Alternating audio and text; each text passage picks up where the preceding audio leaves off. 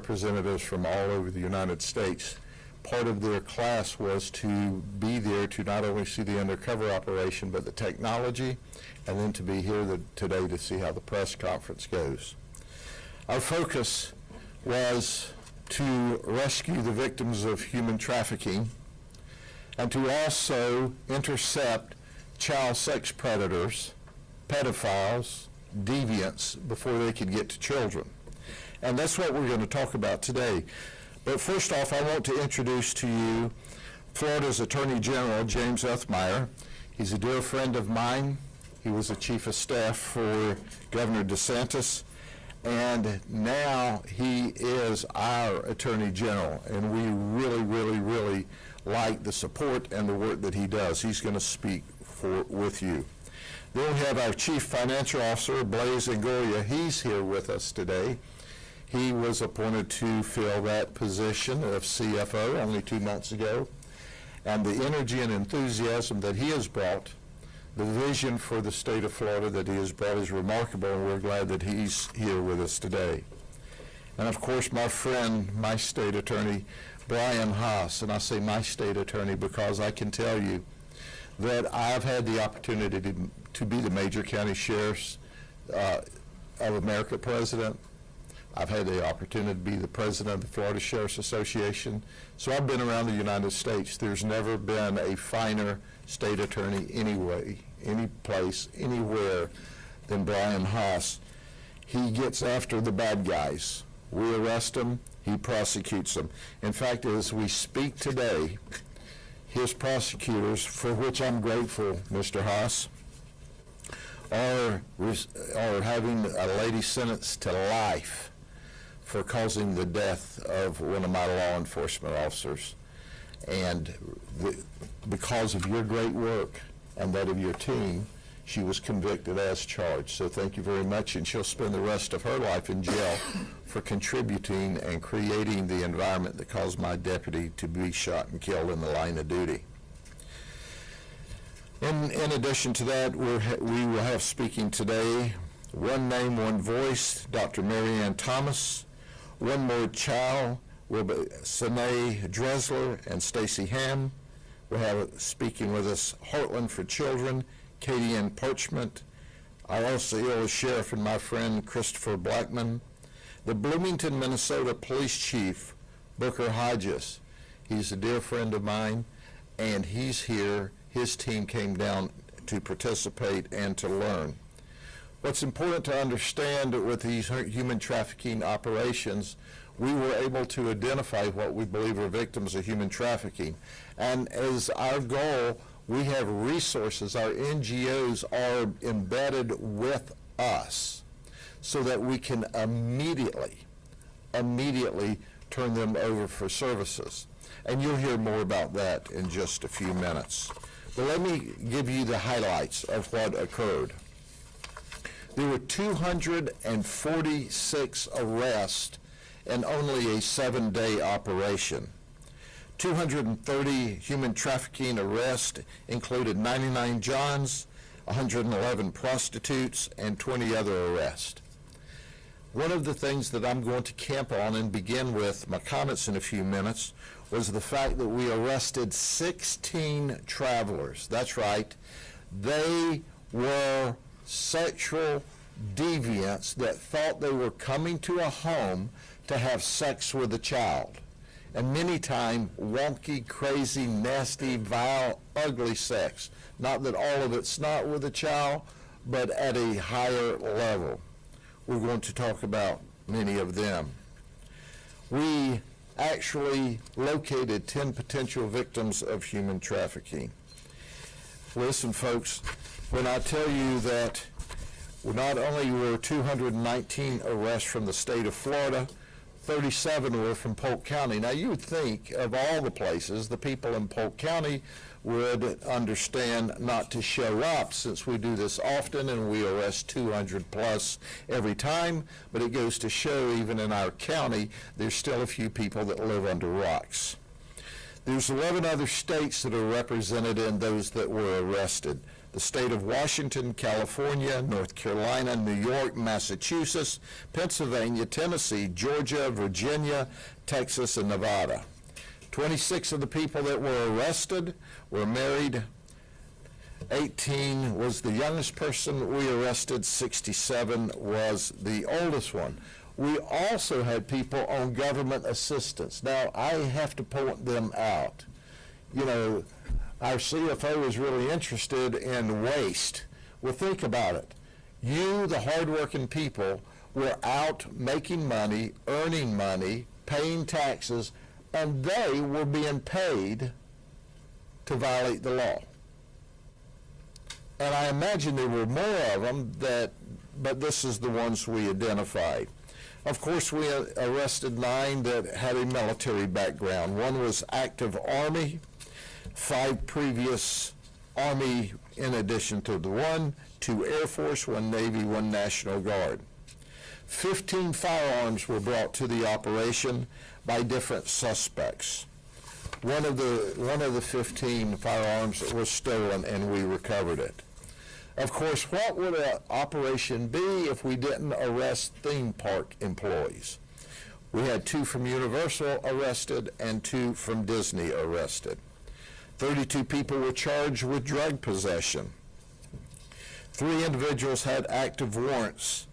16 individuals had prior prostitution charges, and 7 of those were from previous operations we've done. They showed up again. They like us so much, they like the jail so much, they wanted to come go to jail again with us. 2 of them were from the Fool Around and Find Out that we had just a few months ago. 2 of them came back for a second trip. Well, you know good and well that they got 2 brain cells, okay? And they used 1 on the first one and 1 on the second. They have 0 brain cells left now. March Sadness, 2 came back that we arrested in that operation. Operation Traffic Stop in 2023, we got 1 of those back. And Operation Fall Haul in 2022, I guess they have a short memory, we have those back. Now, some people would say, oh, they're not such bad people. Well, these folks had a total of 706 previous charges, 317 felonies, 389 misdemeanors. And we lodged against these folks new charges, 371 new charges. So let's go through really, really quick. I always want to start with our child sex predators. These are the nastiest of the nastiest. This is Trey Taunton. He's 40 years of age. He lives in Mineola in Central Florida. He's a psychological therapist. And he worked for family life counselors in Lake County. Now, let me tell you what makes him so scary. His job was to counsel at-risk children. And at-risk children are traditionally those that are the easiest and the most vulnerable to be groomed. Family Life Counselors has fired him. And before that, he was a swim coach at the Mount Verde Academy in Lake County, where he was around pre-K to 12, from pre-K to 12th grade. Now, I underscore, he did not work for Mount Verde Academy when this occurred. They fired him, or he left their employment in 2024. And you know what his profound statement was when he was arrested? My husband is going to divorce me when he hears about this. Well, not only does he hear about it, he gets to see it right here. He told the undercover male who was 15 that he loves oral sex and kinky sex. Now, this guy shows up at a house thinking he's going to have kinky sex with a child. Now, here's the interesting part. When he was working through a time, he called the undercover and said, my counseling appointment has canceled, so I can be there about 4 in the afternoon. I can get off work early. Well, he arrived and went to jail because we were there protecting the community. And then there's Christopher Williams. He's from Orlando. He's 31.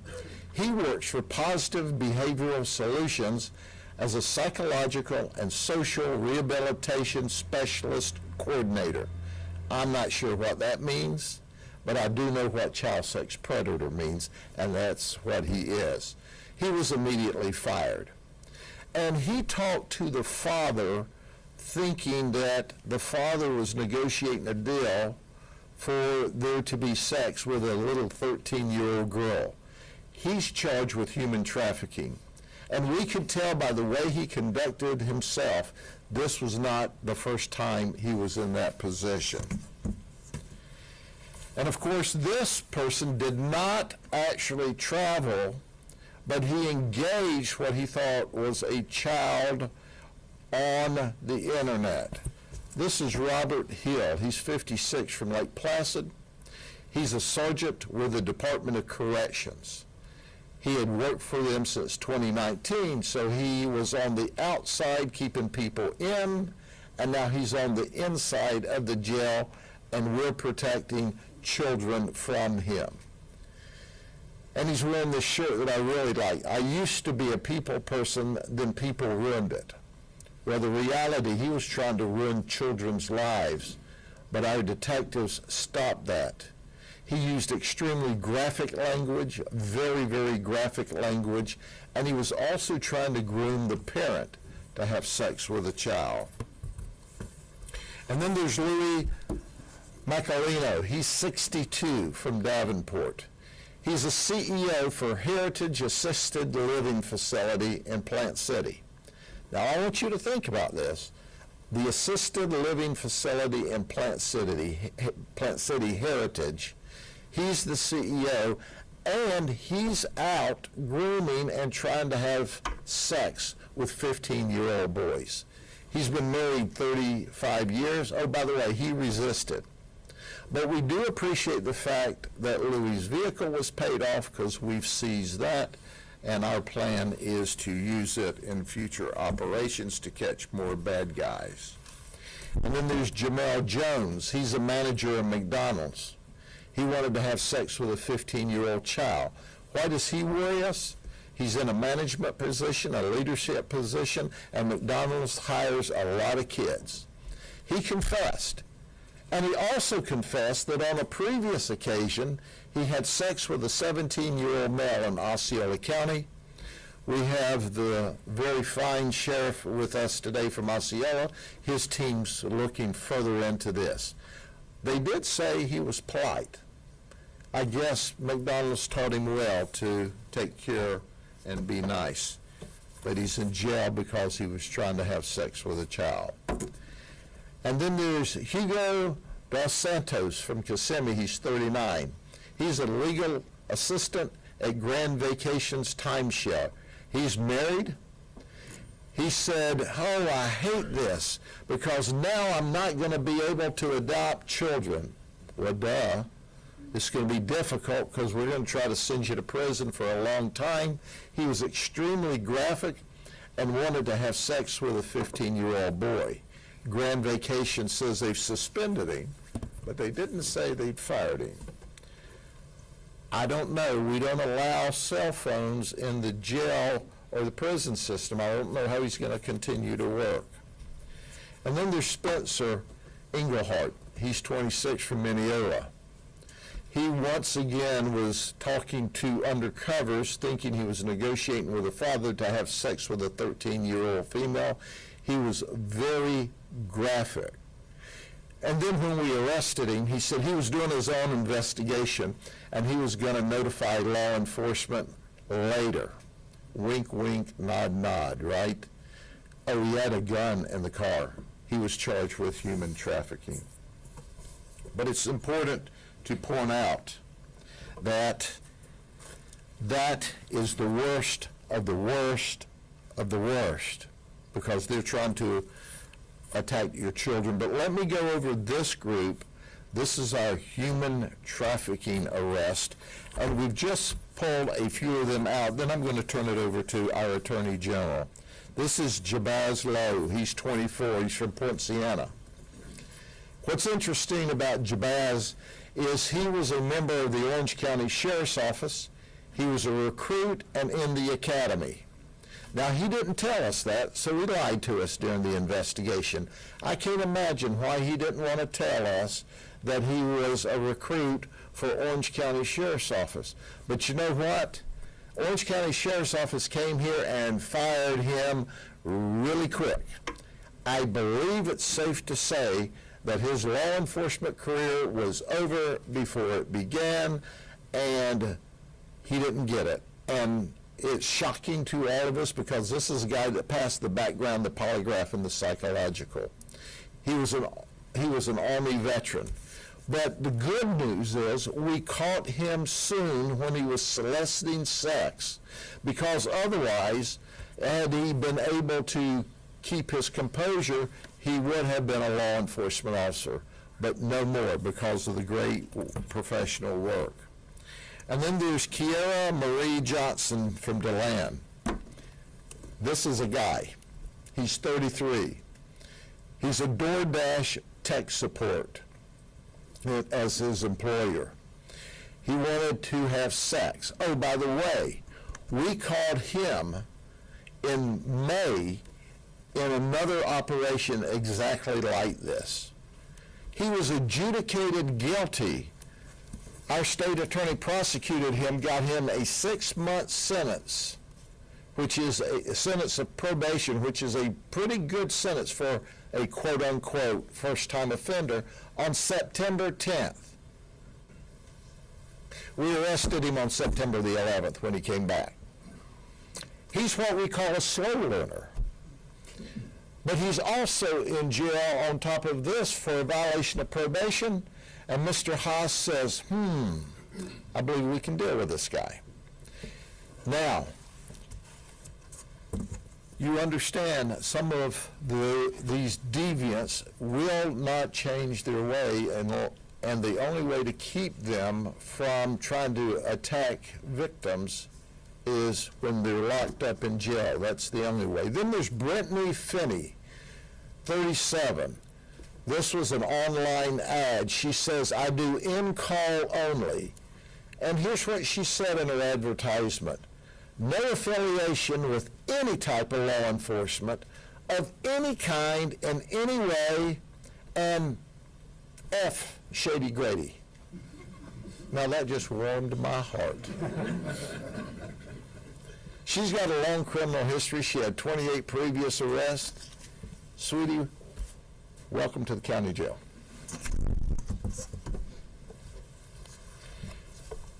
Stephen Saul DeJesus Colon. He's 34 from Kissimmee. He's a former corrections officer for the city of New York. He currently owns JJ's Auto Towing, and he arrived in his tow truck. And he wanted to have sex with a female. So he arrived in his tow truck, and then we hooked his tow truck up to our tow truck, and we towed him back this way. And then after we got his tow truck out of the way, then we put him in our van, and we took him this way to the county jail. Now, I guess maybe he had a friend or either an Uber, because he didn't have a tow truck to ride away from the county jail when he got out. And then there's Richard Gashaw. He's 54. He's from Dayton, Texas. If you're ever in Dayton, Texas, he owns Rooster's Bar there. But he was here visiting his mother, who was very sick and in the hospital. And even though he owns Rooster's Bar there, he wanted to come here and have sex with a woman. So let me picture this for a second, okay? He's married. For years he's married to this lady in Texas. She's probably there running the bar while he comes to visit his mother. That's what good wives do. And now he's laid up with a prostitute, or at least he tried to, until we caught him. Well, I bet that made the old rooster cock-a-doodle-doo. Any old, I won't finish that. And then there's Ray Moe from Oviedo. He says he's a nuclear engineer and he's self-employed and he wanted to have sex with a female. Ray may be a nuclear engineer. We don't have any call for those at the jail, but hey, he may be able to learn a new trade while he's locked up in jail, like trustee, handing out food service or something like that. Then there's Samuel Dew. He's from Apopka. He's 43. He's a retired software engineer. He's a coder, okay? But as my guy said, he might have been a coder in software, but it didn't compute very well for him here. And he said, well, I don't like going to a bar to chase women. He just wanted to save money, just get, cut right to it, just pay for it and let's go on. What he doesn't understand is he was coming here and many of his victims may very well have been the victims of human trafficking. Now, I want to camp one more second on this, illegal aliens. There were 46, I believe, illegal aliens that we arrested in this operation. Now, you would think if there was ever a time that you were in a foreign country illegally with a president of the United States and Governor DeSantis saying, if you're here illegally, starting with the worst first, we're going to deport you, the last thing you'd want to do is commit crime and draw attention to yourself. But duh, they showed up to violate the law. Now, all of them have ice holes on them. Several of them have already been picked up by ICE. The others are with us until ICE picks them up. And ultimately, when they finish their business with Mr. Haas, then they will be deported. So it's nice that we were able to scoop up 46 in just 7 days. But ladies and gentlemen, we're going to look out for the victims of human traffickers, and we arrested those. We're going to look out for the children. And now I'm going to introduce to you our Attorney General who gets it, who understands that when we all work together and he ensures that we coalesce with each other and work together, that we can keep Florida safe and make Florida even safer. General? Well, it's great to be here. Polk County and our great sheriffs doing what they do best, working together to combat evil and put bad guys away. Today, 240 or 40 plus arrests. But I think what's really significant here is that collectively, all these guys that are being arrested, they combine for over 650 prior charges. Charge after charge after charge, and yet they get out and they keep committing crimes. They keep victimizing people, victimizing children.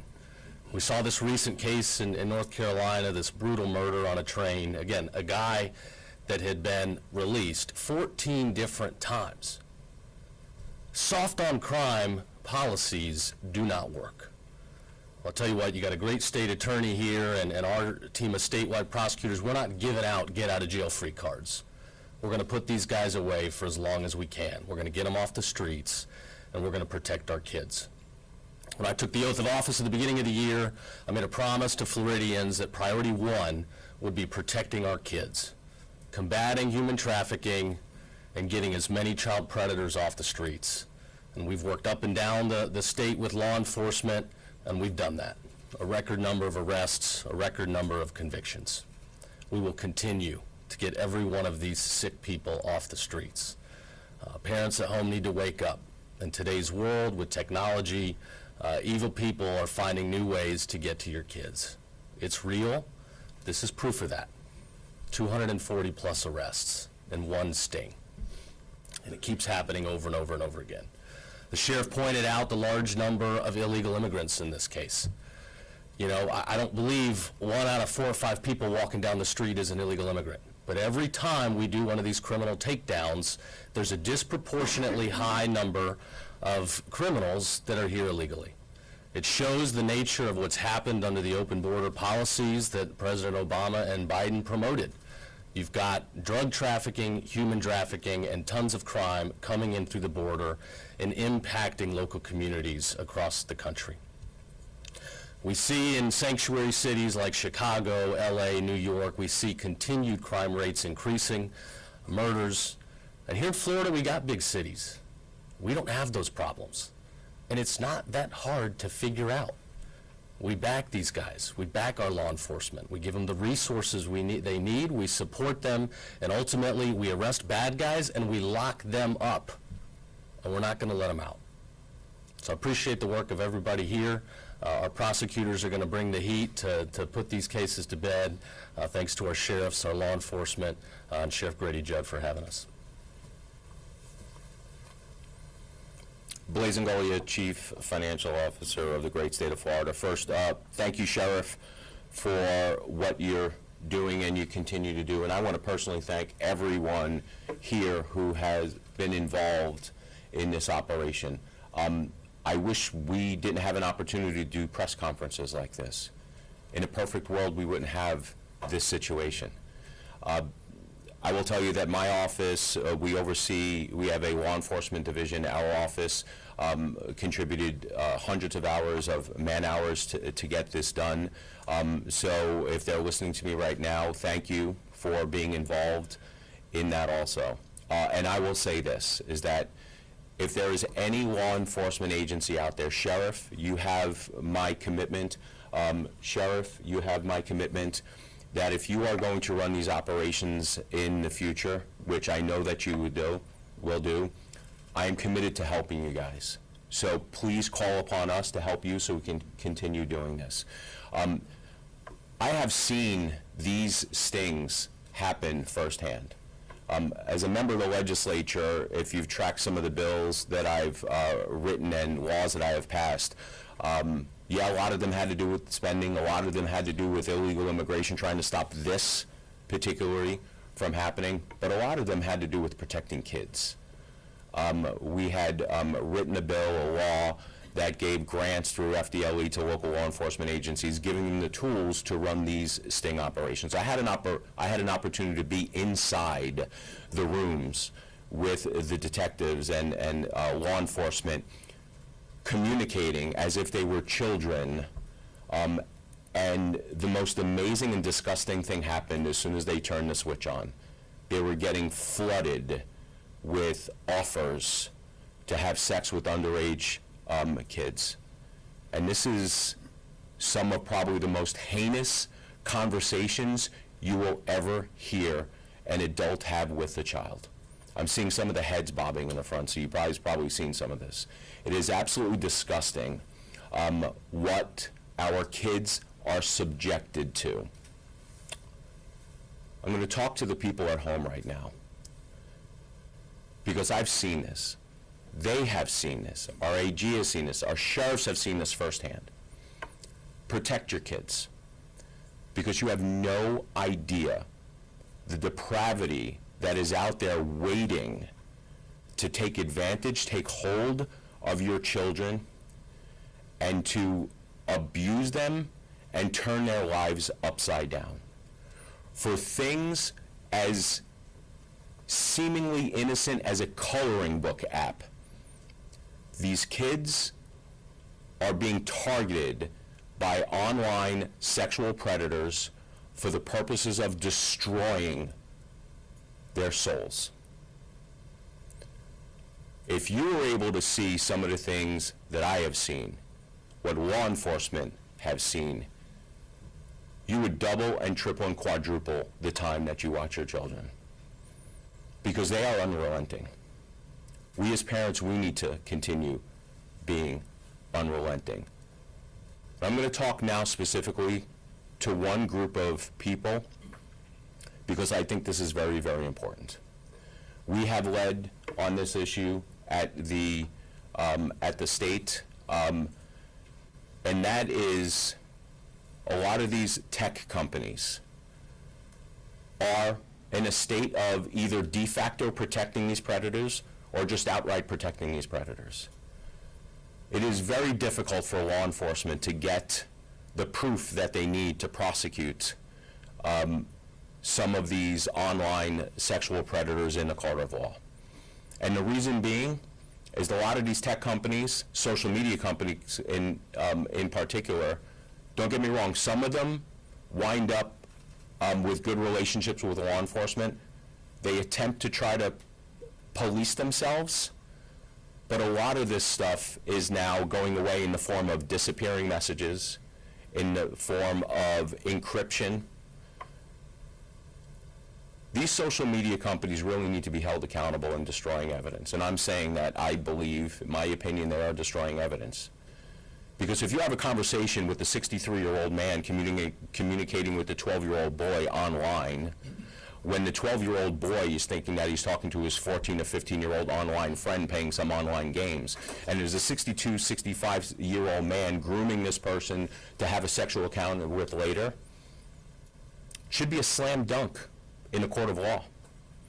But what's actually happening is the social media companies are hiding behind privacy in disappearing messages so law enforcement can't get the information. And the conversation goes something like this. That is absolutely heinous. We're going to put that SOB behind bars. Show me the proof. And then when they go back to try to get the proof, the messages are gone. They're disappearing, because now there's new disappearing messages on a lot of social media accounts. Social media companies should, in my opinion, stop the encryption of any message that has a minor account, so law enforcement can have the tools that they need to put these scumbags away for life. So with that, just want to reiterate, if you're a parent out there, watch your kids, because I think it's pretty obvious you don't know where they're coming from. You don't know what jobs that they hold. It may not be online. Protect your kids as if their lives depend on it, because it actually does. Thank you, Sheriff. Just want to take a moment to recognize Sheriff Grady, Judd, for this operation. These things don't just happen. They're a result of a lot of hard work and dedication. And I see some of the folks in the room that worked the long preparation for this, the late nights all the way through into the morning. And there's a reason why we do this, and it's because of our victims and to protect our society. So it's an honor of a lifetime for me to serve alongside with folks like Sheriff Grady, Judd, and our wonderful law enforcement partners as we make sure that we do everything we can to keep our community safe. And we'll be back here again and again and again. This is not the last one. This is certainly not the first one. But you know, I began my career as a prosecutor 25 years ago this month. And one of the things I learned very quickly was that there's not a whole lot of people that stand up for some of these victims. And oftentimes, when they become victims in cases, it may be the first time that someone has an opportunity to advocate and help them. And that's what we're going to do for our human trafficking victims, make sure we're doing everything we can to get them the services they need and hopefully get them on the right path to making sure that they have the best life that they can. So my prosecutors and I stand ready to pursue these cases, hold these defendants accountable, make them pay their debt to society, and ensure that we continue to have a great place to live, work, and visit. Thank you. Good morning. I'm Mark Brutnell, the FDOE Specialist in charge for FDOE Tampa. I'm honored to stand here today with these amazing professionals. I just want to also thank the investigative team. Great job on this. The state attorney mentioned it, a lot of long hours, a lot of investigative techniques went into this. To arrest 246 people, that's a big undertaking. Job well done. Commissioner Mark Lash with FDOE, and our AG and our CFO, our Florida cabinet, kids are their top priority. They don't just talk the talk, they walk the walk. And I want to thank you, General, for your support on that. I think one of the takeaways today has been parents have those hard conversations with your kids. It's tough, but you have to do that. Set some guidelines and some guardrails to save your kids from monsters like this. If you need some help with those conversations, there's plenty of places to go. You can go to secureflorida.org. There's tips to have those conversations with your kids, but also the National Center for Missing and Exploited Children is a great resource to have those hard conversations. Again, I just want to say on behalf of FDOE and Commissioner Glass, excellent work. Thank you.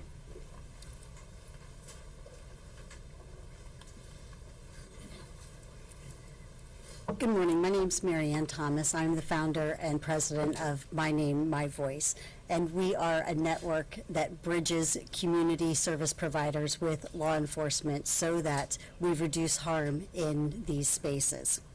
First, I want to begin by thanking Sheriff Grady Judd and the entire Polk County Sheriff's Office. Sheriff Judd does something that many law enforcement agencies overlook. He connects service providers directly with the people who need them. That partnership matters. It saves lives, restores dignity, and creates pathways to real change. The recent undercover operation focused on human trafficking. Our goal was not only to identify victims and help them exit exploitation, but also to meet every person caught up in this operation as a human being. At My Name, My Voice, we believe everyone, whether victim, buyer, or seller, has a story, a history, and a capacity for change. Some people do need long-term confinement for the safety of society and children. Others, though, can change when given the opportunity to understand the harm they've caused and the trauma that shaped their choices. We hear people say, "It's my choice." But when the choice is do this or lose your home, we have to ask ourselves if that's really a choice at all. Trauma and desperation narrow options until they become chains. We exist to widen those options again with compassion, resources, and accountability. During this operation, My Name, My Voice spoke with over 180 individuals. Of those, several asked for follow-up services or referrals. In total, My Name, My Voice assisted 28 people with post-release needs while maintaining a sense of individuality within the holding area. Each of these small connections matters because each one creates a doorway to a different future. This is why lived experience advocates are so important. Survivors know the terrain. We know how to meet people where they are without judgment, and we know how to bridge the gap between law enforcement services and human beings who are hurting. When survivors lead in these spaces, the work becomes more trauma-informed, more effective, and ultimately more humane. I want to personally thank the men and women I worked alongside this week. I appreciate what you do from the bottom of my heart. When I was being trafficked, I met good officers who helped change the path I was on. I know you all do that, quietly, every single day. The operation showed me again what is possible when law enforcement and survivor-led organizations collaborate. Finally, as we move forward, let's remember our guiding principle at My Name, My Voice, to be a bridge that elevates survivor voices and transforms support systems. When we center survivor voices, we reduce harm. When we treat every person, even those accused, as human beings, we open the door to real accountability and change. Thank you for this opportunity, for your partnership, and for your dedication to making Polk County a safer and more compassionate place. Thank you.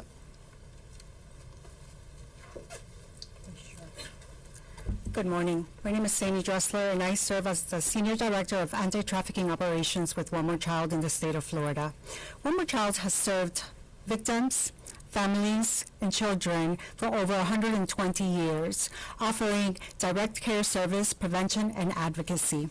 Last week, our anti-trafficking teams joined the Polk Sheriff's Office on the ground each night during the most recent operation. I want to thank and commend Sheriff Judd and his team for their ongoing leadership and deep commitment for ending exploitation in our communities. They continue to be one of our most trusted and impactful law enforcement partners.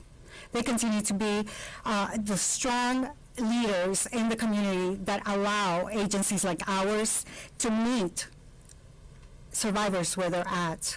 That week, we were able to communicate with over 60 individuals, of which 36 have already accepted services. We were able to engage them in services such as emergency shelter, mental health counseling, survivor mentorship, and ongoing advocacy. Throughout the operation, our team was able to encounter people that were deeply vulnerable, living some serious, hesitation in their life, but full of hope at many times. However, many of them were just focused on surviving. We understand that not everyone is ready to identify as a victim in that moment, and that is okay. What's important is that we are present, consistent, and ready to offer support whenever they are ready to take that first step. At One More Child, we are committed to providing more than temporary assistance. We offer survivor-informed and long-term support whether that journey begins during an operation, weeks, or even months afterwards. No one dreams of a life in exploitation. There's always a deeper story behind how they got there. Our role is to help create an opportunity for a new story to begin. Partnerships like this one are essential, but we know that we are only one piece of the solution. We need broader community engagement, tougher consequences for those who are fueling the demand, and a united commitment across every sector to say clearly and firmly human trafficking will not be tolerated. Finally, I want to recognize the true leaders in this work, our survivor mentors and lived experience experts. These individuals bring a unique and irreplaceable perspective to everything we do. Their stories, their presence, guide us in the services that we're providing. At One More Child, we make it a priority to have a survivor leader during every operation because their insight is valuable and essential. It is now my honor to introduce one of those incredible leaders, someone whose strength, voice, and lived experience continues to inspire change every day. Please welcome Stacy Ham. Thank you.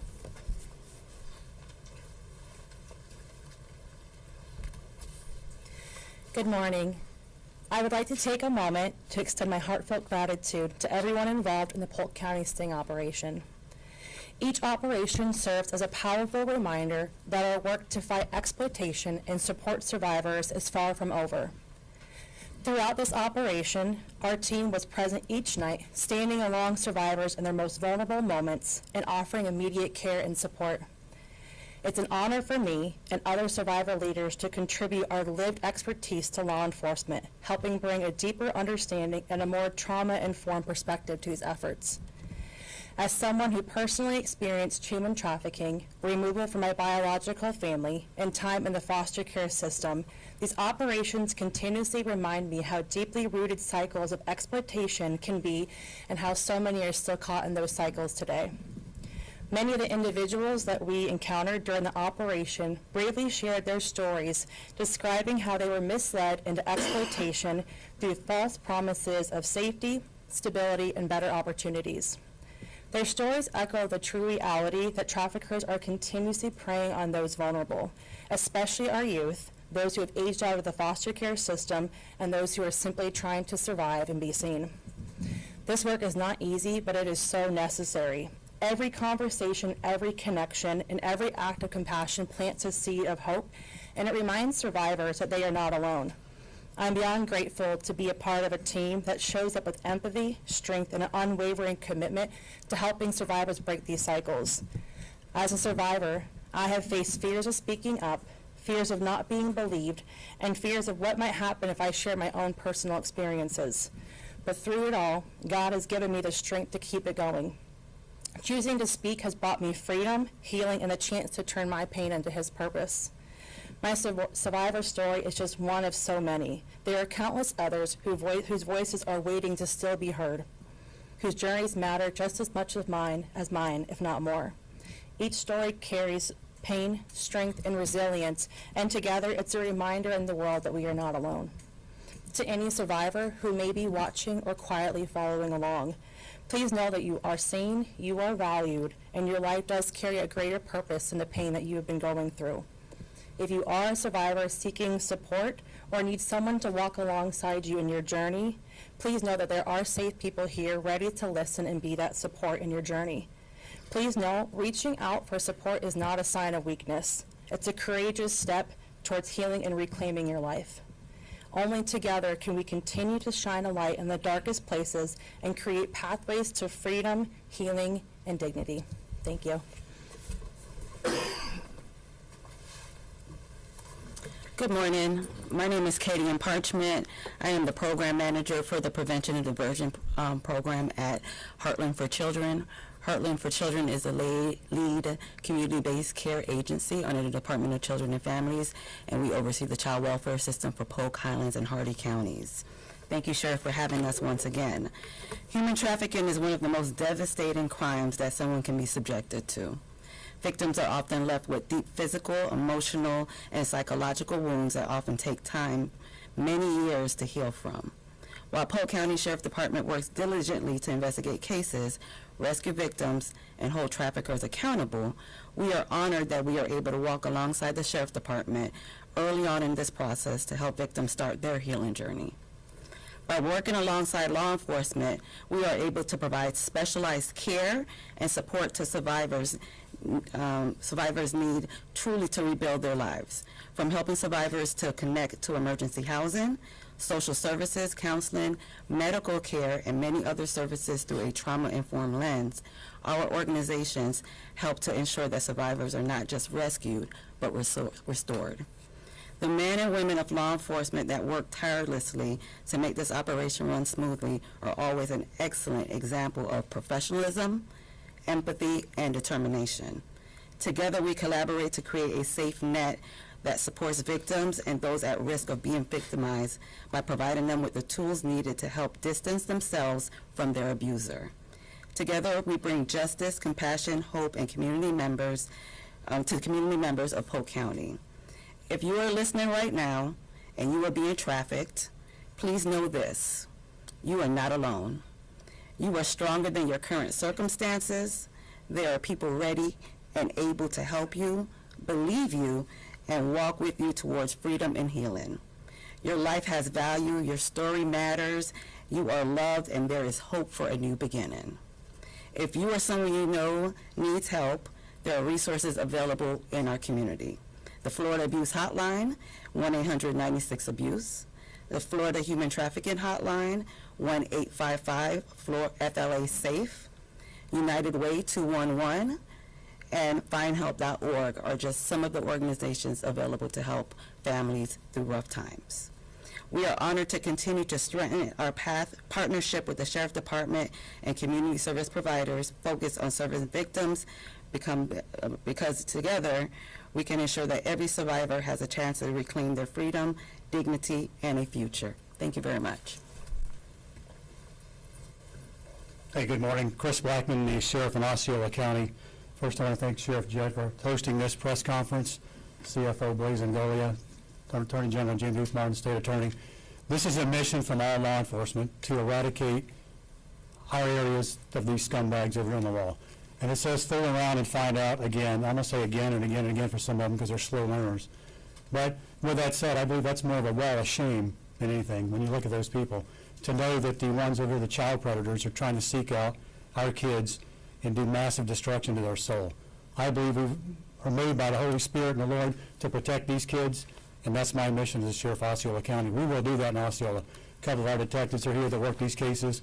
They put in a lot of hours with the other agencies as well.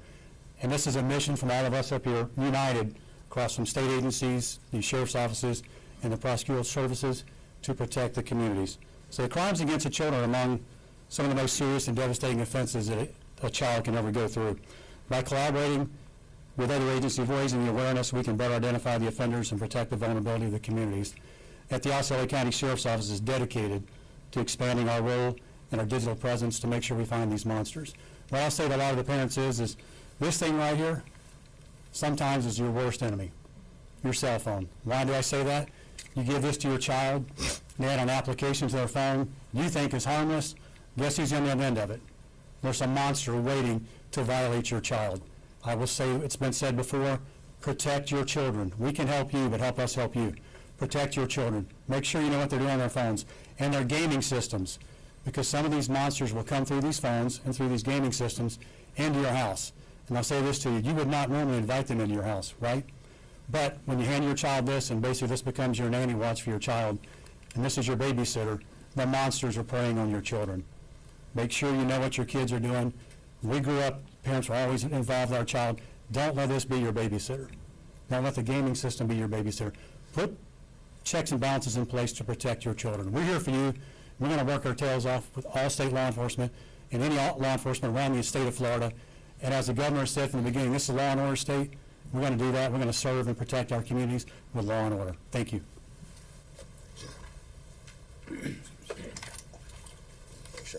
Good afternoon. My name is Chief Booker Hodges from the Bloomington Police Department. First, I want to say thanks to Sheriff Judd for having us come down here.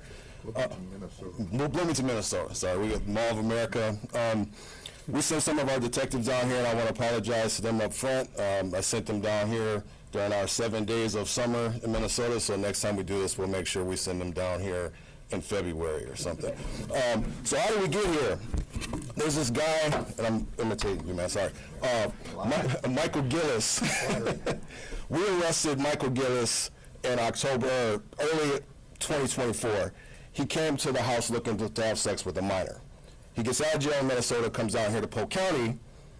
He adapted his tactics, that's why we call him the Predator. He catches an Uber here also looking to have sex with a minor. Unfortunately, he comes back to Minnesota in our neighboring city, and he's successful in having sex with a minor. He adapted his tactics, and he brought the kid to his house. And thank God, our federal partners up there, he is currently in federal custody, and he's going to be charged federally. We've got some issues to deal with, obviously, with some of our local prosecution, but I want my plan to land when I get back home, so I'm going to keep my mouth shut on that. I'm going to close with this. For some of you who might not know, this is Tattoo from Fantasy Island, and he would say, "The plane, the plane, the plane."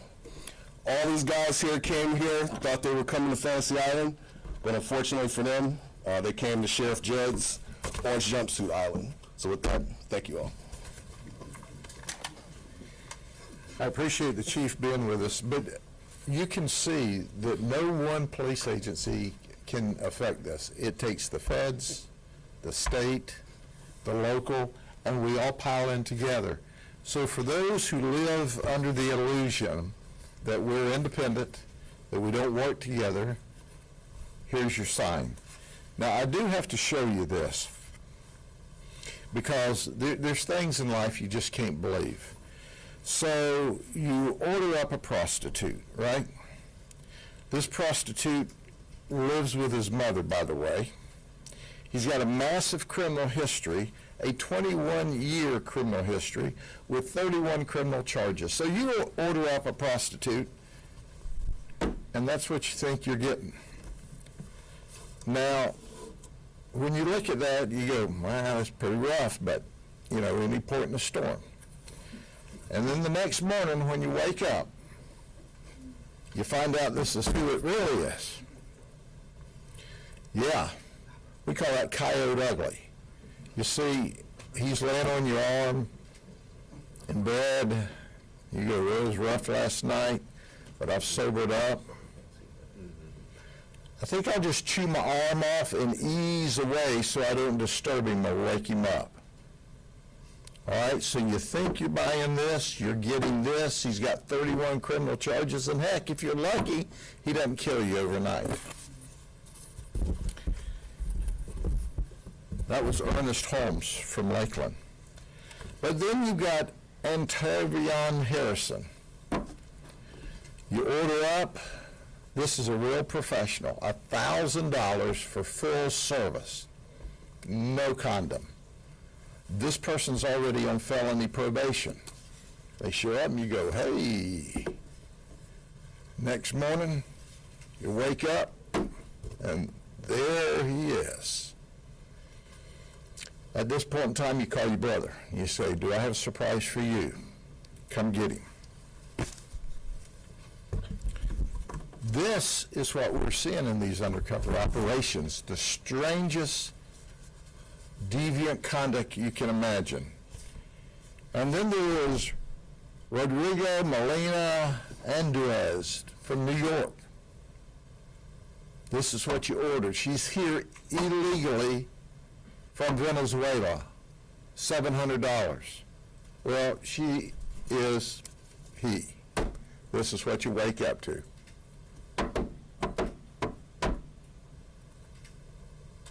This is what we're trying to do, is protect people from this outrageous conduct, because they have no idea many times when they show up what they're getting. So on behalf of everyone that's here today, thank you so very, very much for attending. Are there any questions for any of the folks? Yes, sir? Yes, ma'am?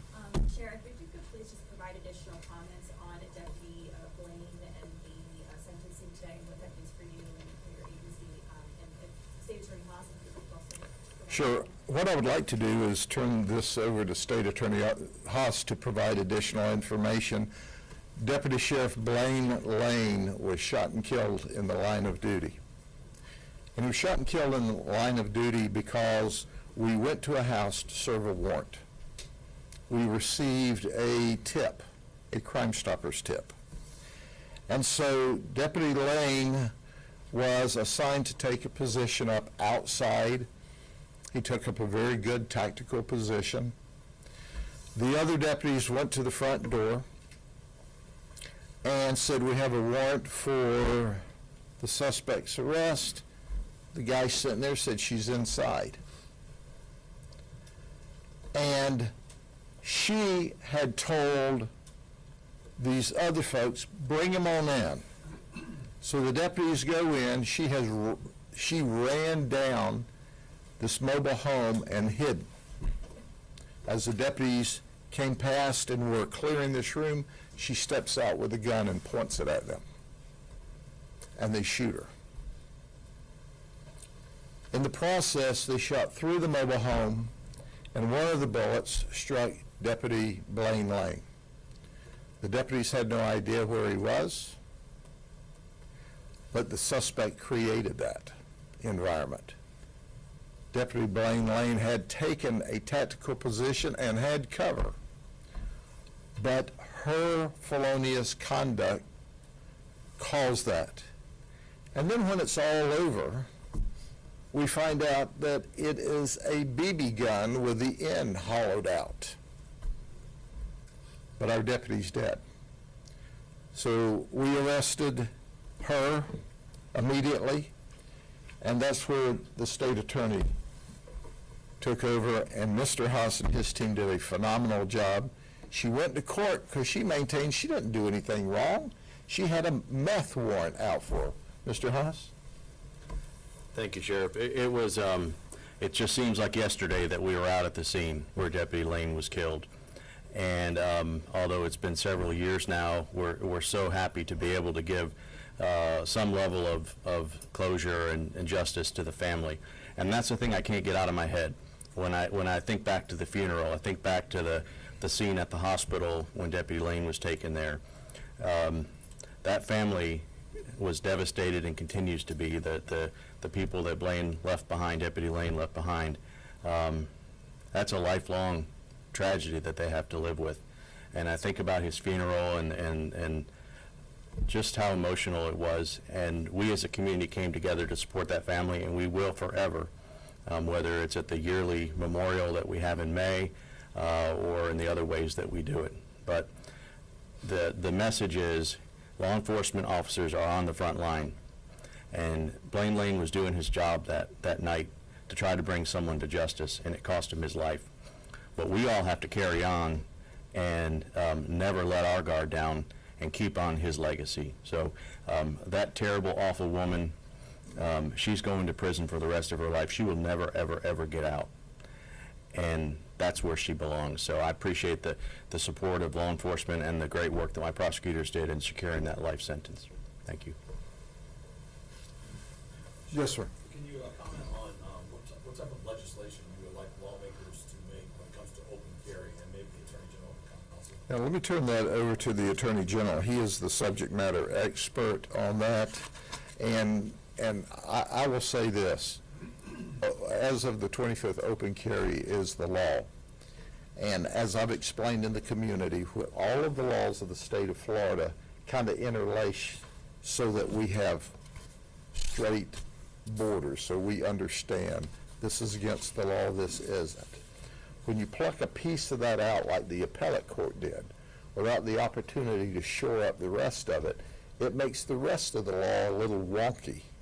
So what I have spoken to the Attorney General, and I'm going to, he is the man. He's the subject matter expert. The Speaker of the House, the President of the Senate, and the Chief of Staff for the Governor saying, we just need some help so we can redefine and get these lines straight again. And our Attorney General, who's the best, has already given us some direction and guidance on that, and I'll turn it over because he is the man that knows it best. Sure. Well, the first DCA, the appellate court up in northern Florida, struck down the long-standing Florida statute that prohibits brandishing a weapon, prohibits open carry. That court ruled that such a law is inconsistent with the Second Amendment of our United States Constitution, interpreted with the meaning of the founders.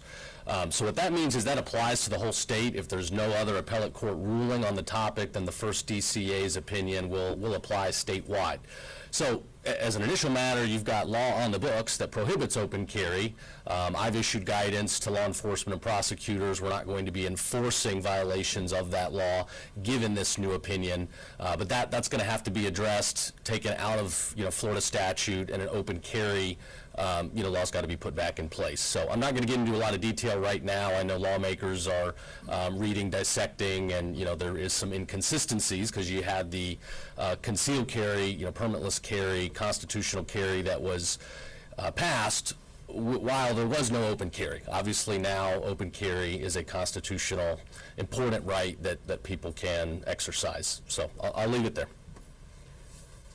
And what we're sharing with the community is you need to be very, very careful. Open carry is going to be the law, but there are still places and times you can't carry, and the appellate court alluded to that. And a private business can say, we don't want open carry on our premises. And if you open carry on the premises and you're asked to leave and you fail to leave, then you're not just committing a misdemeanor trespass, you're committing a felonious armed trespass at that point in time. So I suggest to those that want to open carry, be cautious, because open carry does not mean all the time, everywhere. And you'll get further direction as the legislature meets, as the Attorney General said, and tightens up what's left of the law. Okay? Anything else? God bless you all. Have a great weekend. See you soon.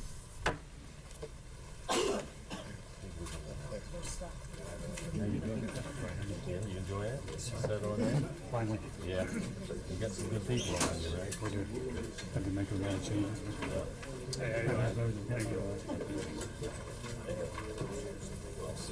You all right?